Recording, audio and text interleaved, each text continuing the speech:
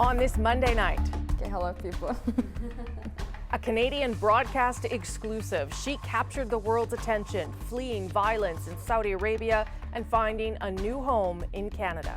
What now? What do you want to do in Canada? You're 18, you have your whole life ahead of you. Tonight, Rahaf Mohammed on her future, her risky escape, and why she says she had nothing to lose.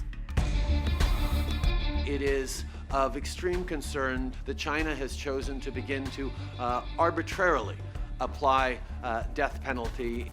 The Prime Minister on the Canadian man sentenced to death in China. His family is appealing for the Trudeau government to help. But is there anything Ottawa can do to save him? Over these next 24 hours, give this deal a second look. And Britain braces for a historic vote how this country could leave the European Union. I've received numerous death threats, awful postings on Twitter and social media. Brexit's deep divisions and those caught in the middle. Hours before what some call the biggest parliamentary vote in a generation, we're in London. This is The National.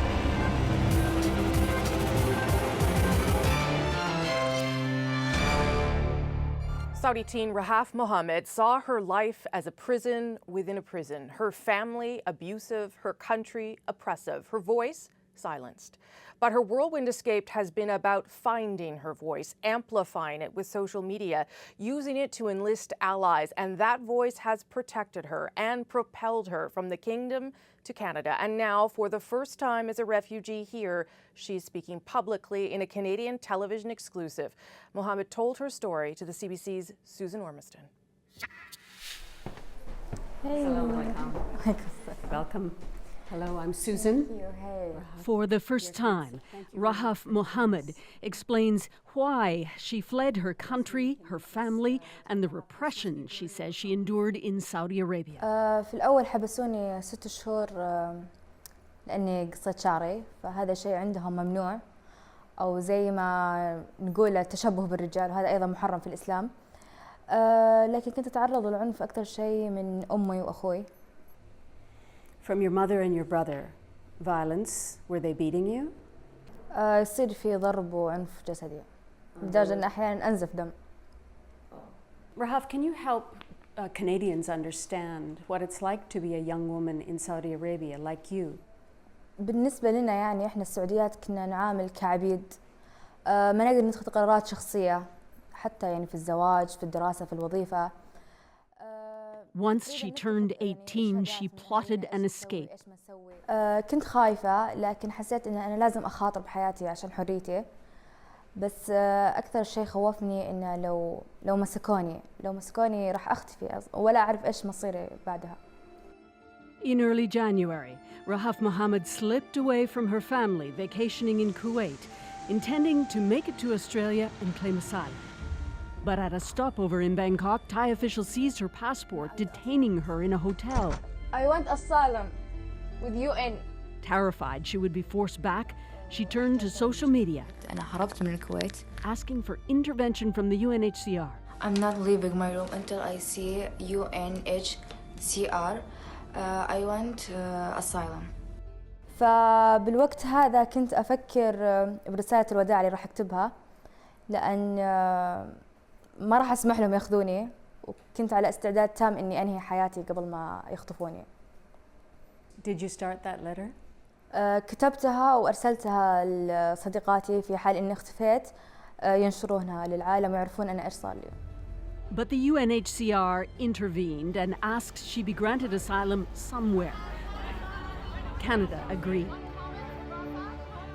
قلنا مني أحبكم. Tell Canadians I love them, she told us. But even here, she still faces about 100 threats daily. طبعا حاسة في أمان إني في بلد آمن زي كندا، لكن ما أقدر أقول إن وضعي جدا جدا في أمان، خصوصا إن الكل يعرفني وعندي يعني ناس كثير يكرهوني، سواء من أهلي أو من ناس في السعودية. Her family put out a statement disowning her, the naughty daughter with shameful behavior who embarrassed our Islamic customs and values, and begged the kingdom not to blame the family. Do you believe that this letter, this declaration, is from your family? Clearly, it cuts deeply. Blocked entirely now from her 5 sisters. Did you expect that?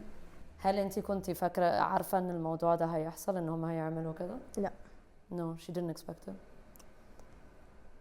Rahaf Mohammed is now both reviled and admired. Women are asking for help. She advises them not to escape. It's too risky.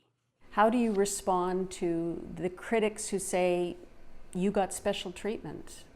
أنا حياتي كانت في خطر، لكن ممكن أني كنت محظوظة أني لقيت إجابة سريعة. And for now, no regrets. Losing your family, leaving your country, that was all worth it for you? يعني في النهاية أنا اللي بعيش، فمضطر إني أتخلى كل شيء عشان أعيش زي ما أنا أبي أو مين راح أكون.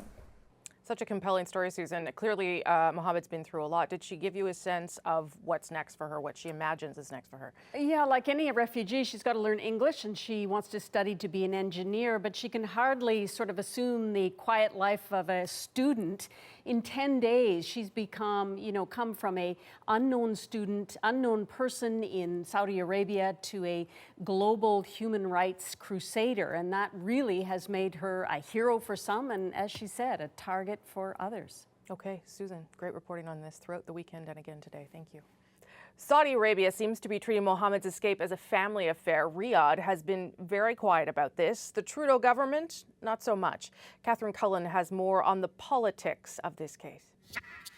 In a Canada sweatshirt embraced by the Foreign Affairs Minister, Rahaf Mohammed's case sends a message. This is Rahaf Mohammed, a very brave new Canadian.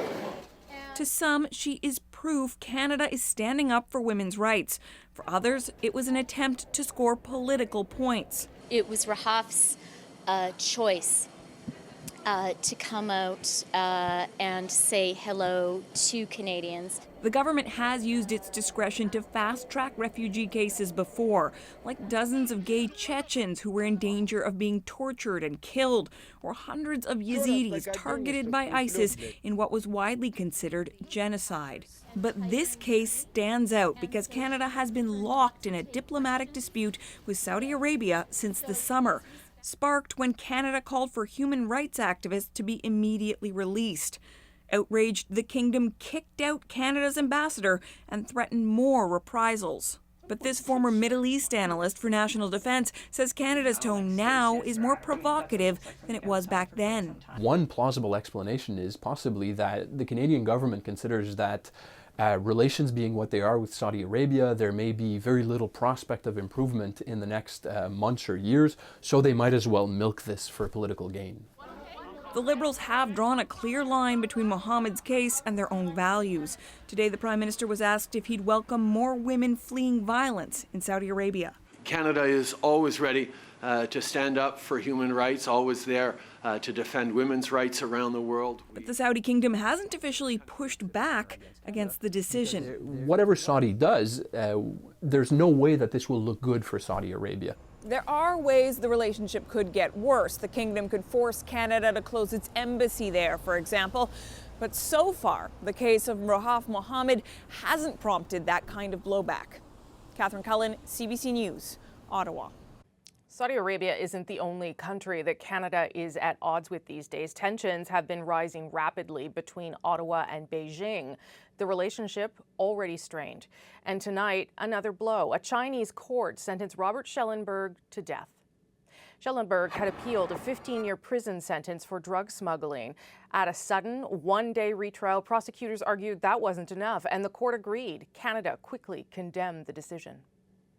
It is of extreme concern to us as a government, as it should be to all our international friends and allies, that China has chosen to begin to arbitrarily apply death penalty in cases facing, as in this case, facing a Canadian. Looming over all of this, of course, Canada's arrest of a Huawei executive and then China's apparent retaliation, detaining 2 other Canadians.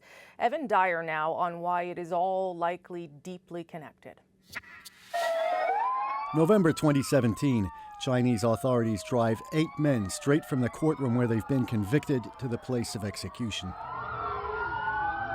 China carries out about 2,000 executions a year, and many of them, like the 8 men in Shanwei, were convicted of dealing methamphetamine. So it's not that unusual that a man convicted of trafficking nearly a quarter ton of meth would face the death penalty there.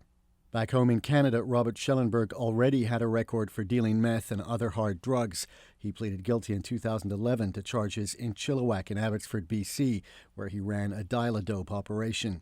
But it's rare, although not unheard of, for China to execute Westerners, and unusual for it to reopen a case to change a prison term to a death sentence. What is unusual is that it is now being referred back by the higher court with a clear remit that it needs to have the sentence being toughened up. It does appear as if it is more politically driven. In the case of the briefly detained Canadian teacher Sarah McIver, Chinese officials were at pains to stress that it wasn't related to the case of Huawei executive Meng Wanzhou. But with Schellenberg, there's been no such denial. More evidence the case is political, says Zhang. What I think our Chinese friends don't understand is that the independent judiciary in Canada is independent. And Canada's former ambassador to China sees another clue. They invited foreign journalists to attend the trial. They claim that it's for transparency purposes. Well, if it's the case, they could have started doing that years ago. And therefore, I think all this was orchestrated and the death sentence was something that was predetermined. Today, Schellenberg's aunt appealed for help for her nephew. The Schellenberg family requests that all Canadians stand with us and pray for the safe return of our loved one. Evan Dyer, CBC News, Ottawa.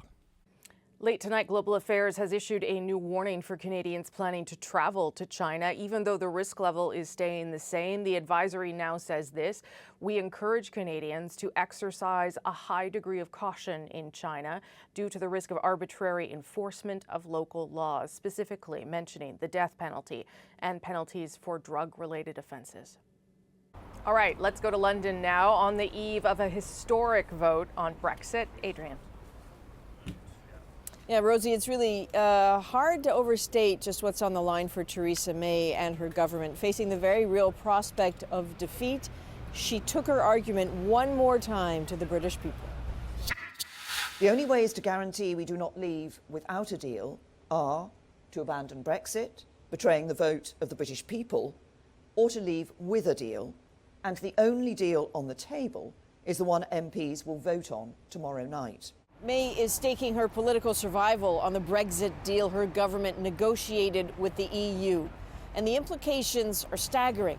Once the seat of a globe-spanning empire, Britain now faces uncertainty over its place in the world and the future of its people. One way or another, this is a turning point and a test of strength for a country with strong ties to Canada. The National is in London this week to bring you a sense of what's to come. So let's start with the perspective from Parliament. From the CBC's Thomas Degla. This bus stops for no one. Brexit rolls on with Leavers and Remainers united in their hatred for the Prime Minister's deal. We think it is itself a bad deal.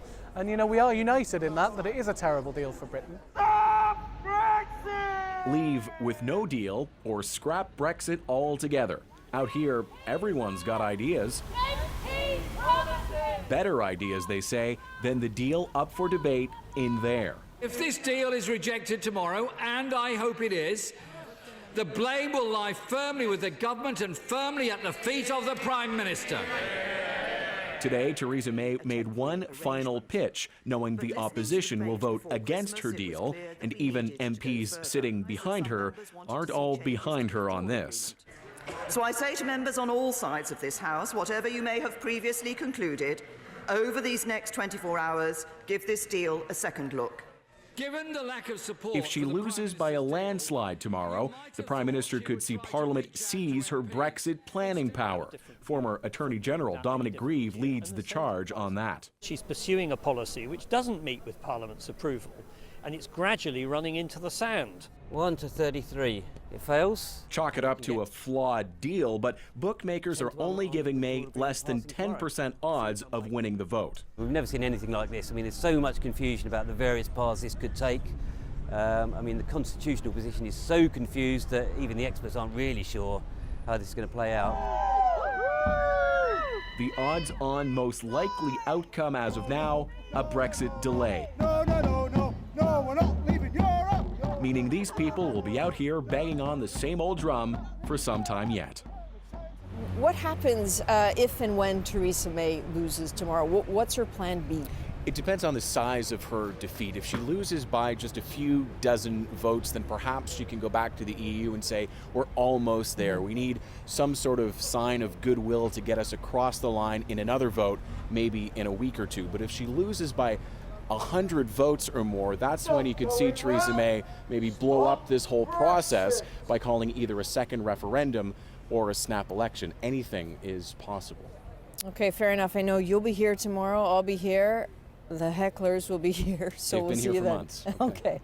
Listen, far from the halls of power, there's a part of the UK that feels a special dread. That's Northern Ireland. It did not vote for Brexit, and its decades of cooperation with its neighbour, the country of Ireland, part of the EU, have been really instrumental in helping to heal some deadly divides. Now, the decades of violence are over, but the spectre of separation has led some to worry about the prospect of new troubles. So we went to test the tension.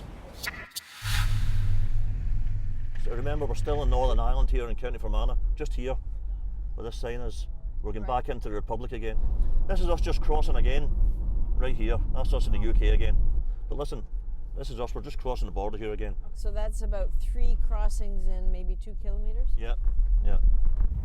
Behold a big Brexit problem. With Ireland in the EU, Northern Ireland in the UK, how do you untangle these interconnected lives? It is, as Jerry Duffy says, personal.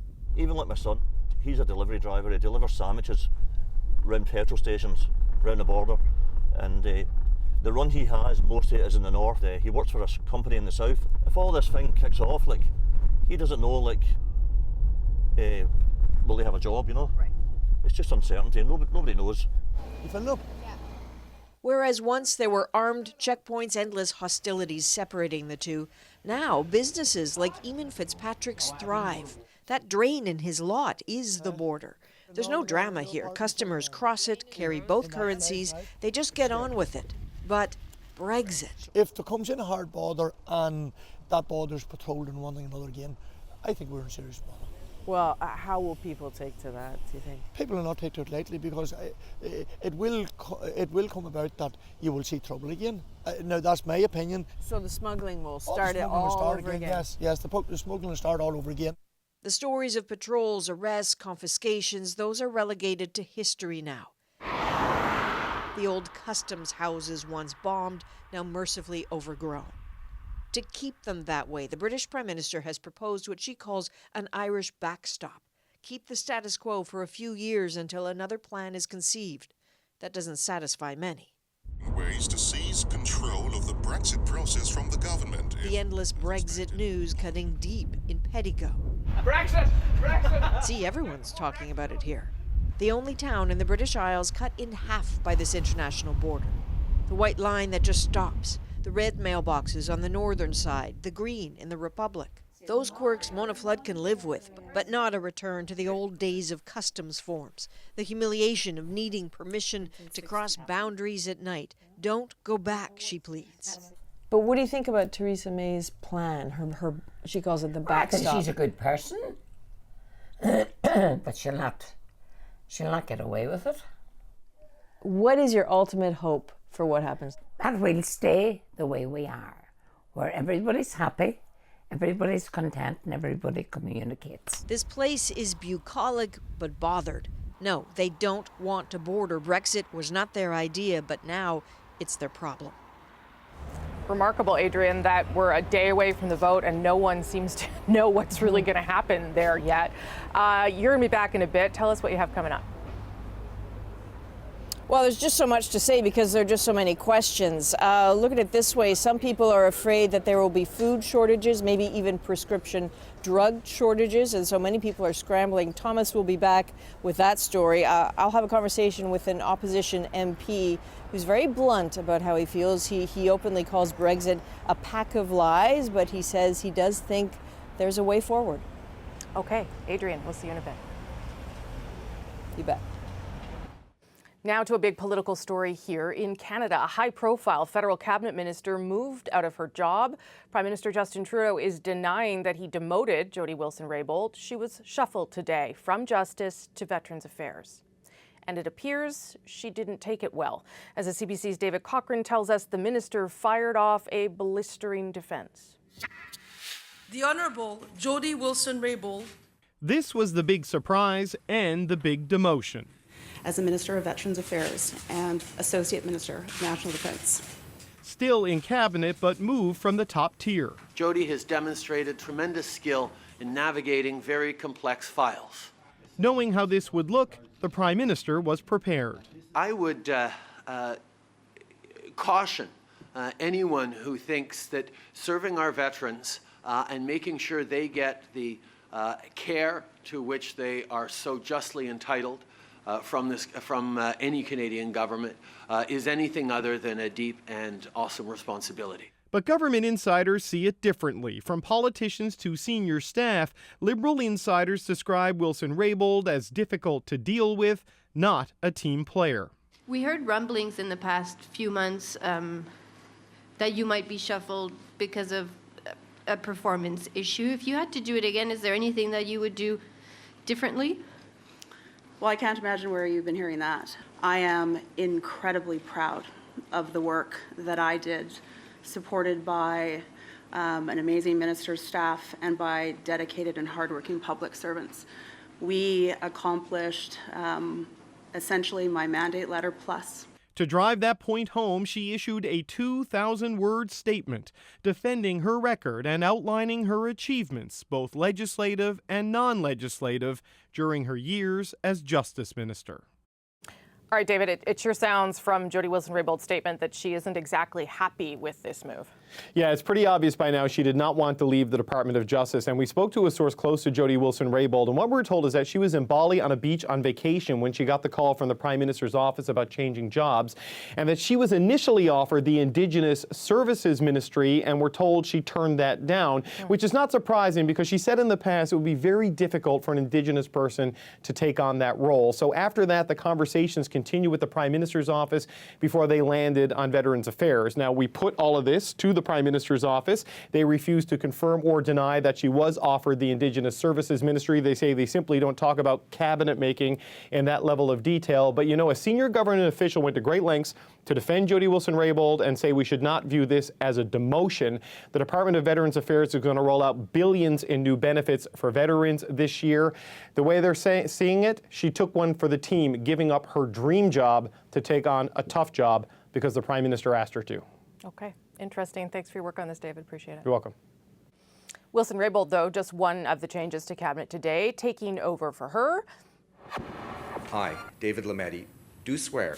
Montreal area MP David Lametti will step in as Justice Minister and Attorney General. He's a former law professor at McGill University and was Parliamentary Secretary to Innovation Minister Navdeep Bains. As we first reported last night, some of the other big moves. Seamus O'Regan goes from Veterans Affairs to the Indigenous Services portfolio, replacing Jane Philpott. She's the new head of the Treasury Board. Here are some of the other stories we're following tonight on The National. The RCMP will review its actions in a tense standoff between officers and pipeline protesters in northern British Columbia. This is sovereign Wet'suwet'en land. You are trespassing. A week ago, officers arrested 14 people when they removed a blockade from an access road. They were carrying out a court order, but some alleged that there was excessive force. The RCMP denies those claims, but says the review will look at video from body cameras, police helicopters, and drones. I never worked for Russia. Not only did I never work for Russia, I think it's a disgrace that you even asked that question, because it's a whole big fat hoax. All right, the president making a very public denial there after a report in the Washington Post that Trump concealed a translation of a meeting with President Putin. While the New York Times reports the FBI looked into whether Putin was involved in Trump's firing of James Comey. Still ahead on The National, we'll bring you back to London to meet a politician who's found out firsthand just how toxic the debate over Brexit can be. Plus, the day's other top stories. After 35 kids were rushed to hospital in Montreal today, we asked, what are the rules for carbon monoxide detectors in Canadian schools? And we're learning the stories of the 3 people killed in that deadly Ottawa bus crash, why one woman who survived the crash won't get back up on the upper deck ever again. That was the worst thing I've ever seen. So I don't want to go up there because I'll remember what every seat looked like, you know?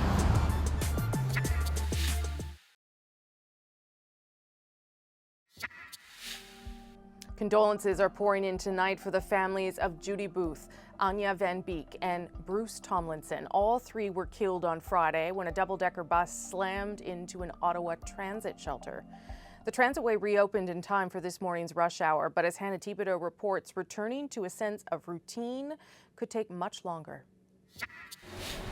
On a typical Monday, this bus driver would be taking commuters to work, but today he took time to mourn a close family friend. Last saw her on Christmas Eve.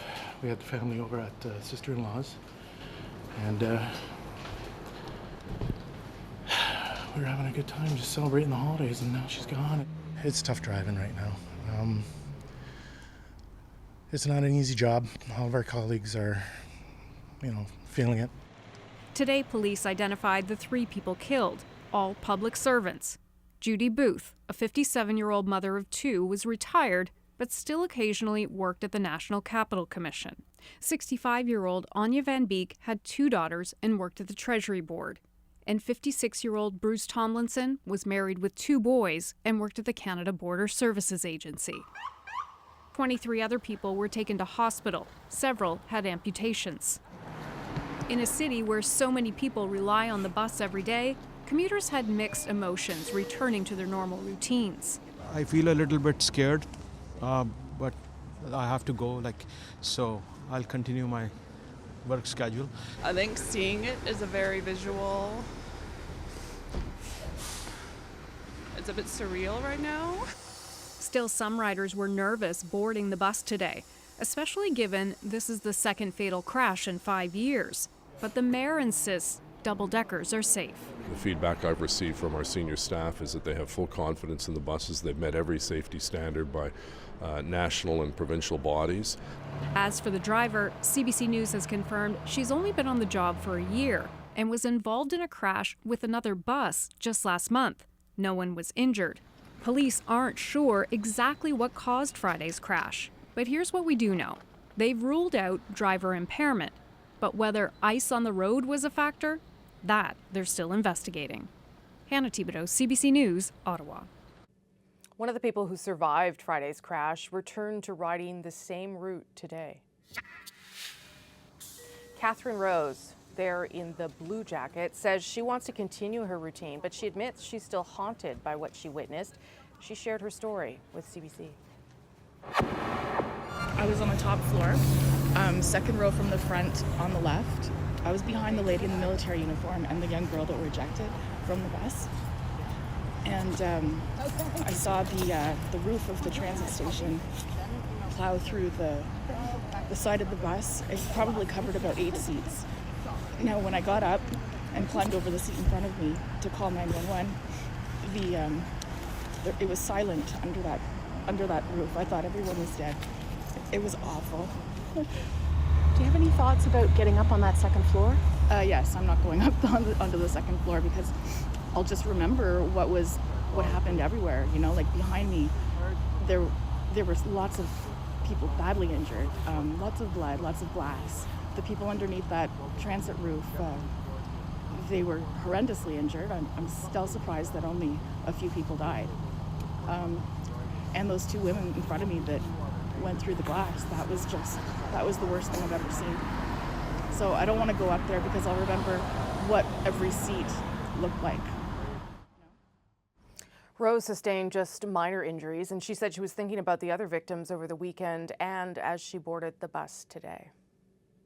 Next, we bring you right back here to London. Tomorrow's historic vote will be felt around the world. Tonight, we hear from those at the center of it all. First, we'll speak with an opposition MP who's seen firsthand just how ugly politics have become here. And Thomas Douglas speaks with anxious Britons. As the potential for a no-deal exit looms, people have begun preparing for the worst-case scenario. We have already started to stockpile on our sort of pizza main ingredients. We have to get organized in terms of the worst, not knowing what the worst is.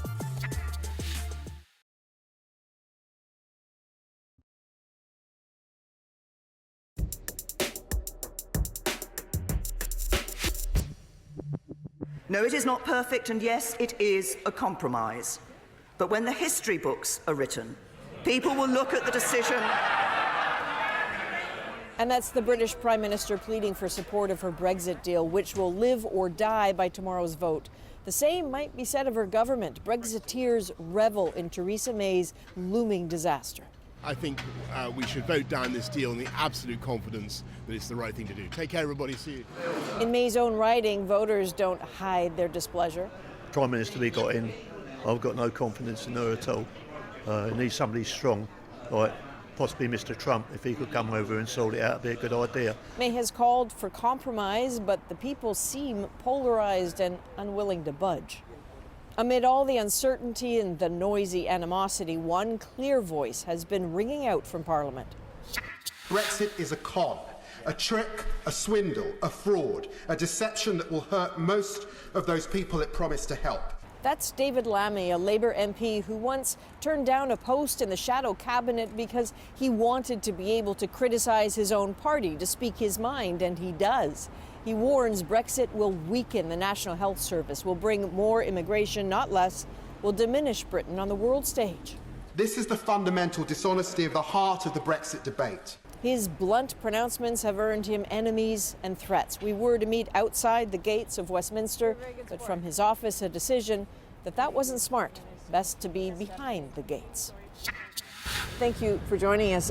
We were planning to speak just outside there on College Green, and then we got a message that it was a bit too tense and it was better to come in here. What has happened to make it so? We're experiencing an extraordinary moment where, frankly, it's becoming more dangerous to be a member of Parliament. People are being harassed and barracked when they give interviews outside the Commons.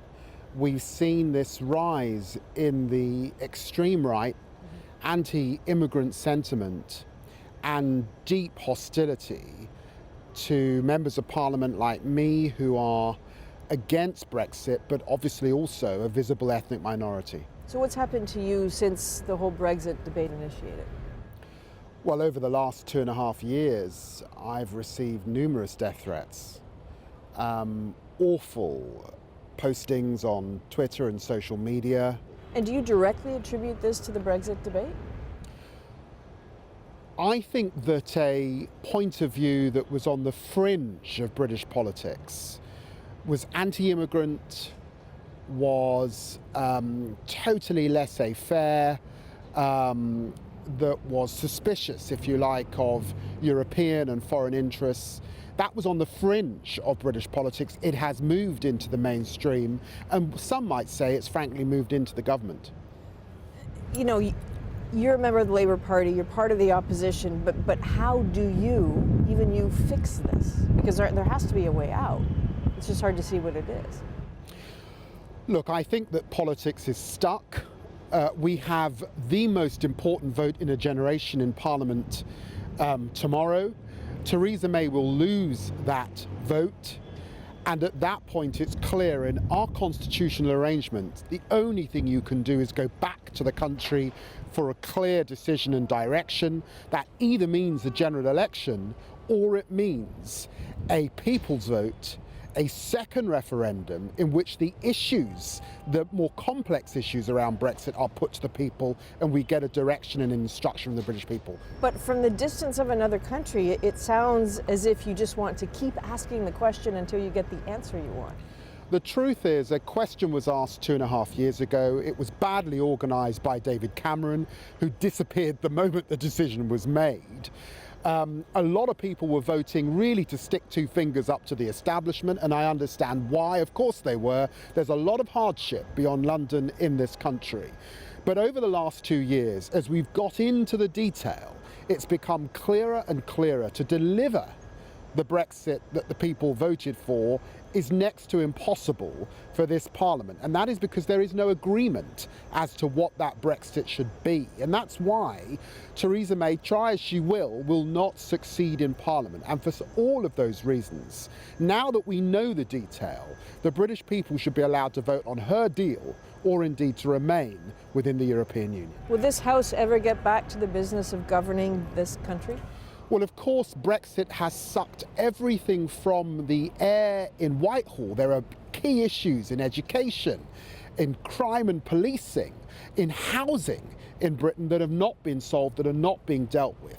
And for all of those reasons, we need to resolve this and get back to the Britain that's internationalist, that's open to the world, that is seeking fairness in policy making, and a cordiality that exists across two strong political parties with different traditions. Okay, David Lammy, thank you very much. Thank you.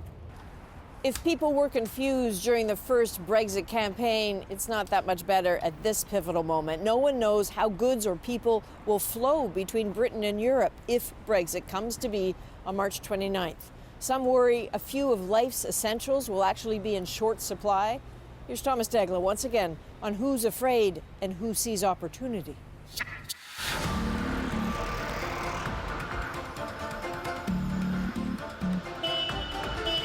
Look up, way up, for food stacked high, far, and wide. From Parmesan cheese to yogurt drinks. All kinds of stuff, much of it imported, then chilled here, and destined for supermarkets across Britain and Ireland. We normally handle 1 million cases a week into retail. Robert Hardy is commercial director here at Oakland International. They're in the business of storing and shipping, and business is good. So good, in fact, they're expanding this depot. We were already planning to build the freezer, but because of the inquiries we received because of Brexit, that plan became basically quadruple. In a way, Brexit's been good for you. Yes, if I'm honest. I'm not sure you're allowed to say that out loud. A no-deal Brexit would likely trip up trade with the EU. To avoid tariffs and delays, companies are building up stock. That's why storage space is in such high demand. And not just here. It's just things like sweet corn, tuna. In homes across the country, too, Brits are filling their cupboards and pantries. It's just my insurance policy if everything goes wrong. Mother of 3 Jo Elgarf worries about the needs of her children in case of Brexit-induced supply shortages. You're always hungry after swimming, aren't you? Especially for 4-year-old Nora. It's a good girl. She has cerebral palsy and takes medication imported from Belgium and France. They don't look very much when you look like this, but this is Nora's life. The drugs are so tightly controlled, the family's not allowed to stock up in this country. And Elgarf fears import delays in the event of no deal. It's one of the biggest countries in the world financially, and I'm sitting here thinking, will I be able to get medicines in 2 months' time? It's a completely crazy situation.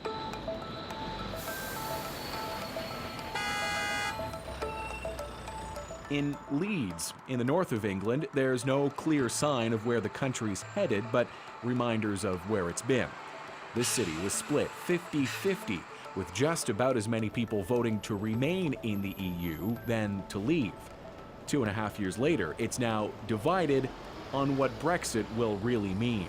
I still don't think coming out with no deal would be bad for the country, because at the end of the day, Europe want to trade with us as much as we want to trade with them. We'll get punished one way or the other, deservedly so, I think.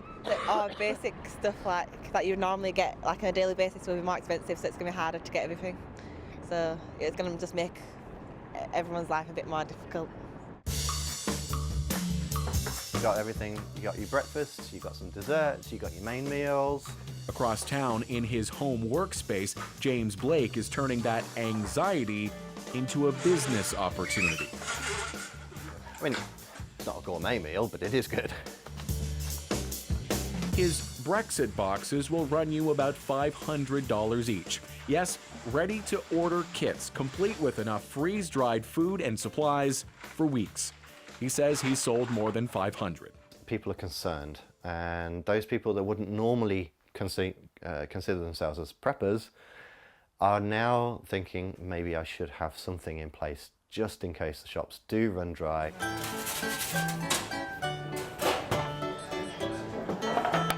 That fear extends all the way down to London, where Brexit could take a bite out of this little slice of Italy. A popular eatery with Italian staff, Italian ingredients. Yes, it's so authentic here, the labels are written only in Italian. Brexit has scared off 30% of the staff just in recent months. They've gone back home to Italy. Question now is whether leaving the EU without a deal would lead to import duties and threaten this business model altogether. We have already started to stockpile on our tino sotto pizza main ingredients. We have to get organized in terms of the worst, not knowing what the worst is. At the depot in Northamptonshire, they're not stockpiling extra products yet. This food expires too quickly. They'll only start closer to Brexit Day in March. Well, we're saying if you can, stock an additional 2 weeks worth of stock. But piling is maybe a bit sensational. Call it what you will, Brexit signals opportunities for some, a pile of worries for others. Thomas Daigle, CBC News, Corby, England. It all gets noisier and nastier as the vote quickly approaches. The National will be here with you tomorrow trying to navigate these tumultuous political waters and capturing what it means for the British people, for Europeans, for those around the world watching and wincing, because what happens here will ripple globally. That's right, Adrian. From world markets and trade deals with allies, including, of course, Canada. We'll be tracking all that reaction tomorrow, and we'll see you then. I'll be here. Still ahead, though, dozens of students and staff at a school just outside Montreal were rushed to hospital today. Scared, you know, I'm scared for the other kids, scared for the other families in the school. What went wrong? That's next on The National.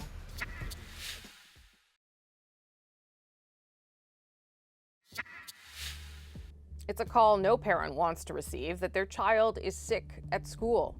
Today, nearly 36 Montreal students were hospitalized with carbon monoxide poisoning. They had a detector, so how did so many people get sick? Alison Northcott has that story. Anxious parents rushed to the school after learning several students had fallen ill.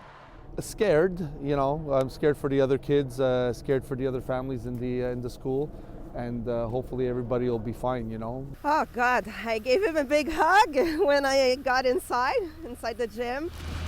The school principal called 911 around 11 this morning because several students were dizzy. Some even lost consciousness. At recess, she says, people had headaches. They started to faint, to vomit. I felt scared and sad, she says. Fire officials say they evacuated the building and believe the problem may have stemmed from a faulty heating system, which could have caused carbon monoxide to get into the school. 43 people were taken to hospital, most of them children, some as young as 6. We declared a full code orange throughout the entire hospital so that additional resources could be freed up to assist in the emergency room and beyond. All of the patients are now in stable condition. We're taking no chance here. We're just treating them optimally for the patient that presented with the risk factor that could be associated with carbon monoxide poisoning. It's not mandatory for Quebec schools to be equipped with carbon monoxide detectors, but the school board says this one has one, as well as a methane detector, but it's not clear if either one worked today. What I can tell you is that there was an inspection mid-fall, and they were functioning properly. Obviously, probably today, something went wrong. The school will stay closed tomorrow to test the air quality, while the school board tries to figure out how to prevent something like this from happening again. Alison Northcott, CBC News, Montreal. As Alison mentioned there, it's not mandatory for Quebec schools to have carbon monoxide detectors, and that doesn't appear to be actually unusual. Schools in Ontario are also not required to install carbon monoxide alarms. Still ahead on The National, plenty of people turn to fast food when you're in a bind over what to serve for dinner or in a rush. Even the president, as it turns out. We'll explain next in our moment.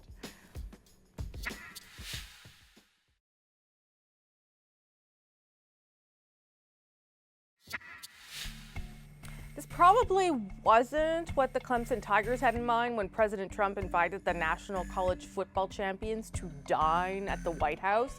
But, you know, with the kitchen staff on furlough because the ongoing government shutdown, Trump had to improvise. And his solution is our moment. And I think we're going to serve McDonald's, Wendy's, and Burger King's with some pizza. So fast food isn't usually on the menu for White House events. Then again, this is, far from a usual presidency or even a typical government shutdown. Do we have no food for you because we have a shutdown?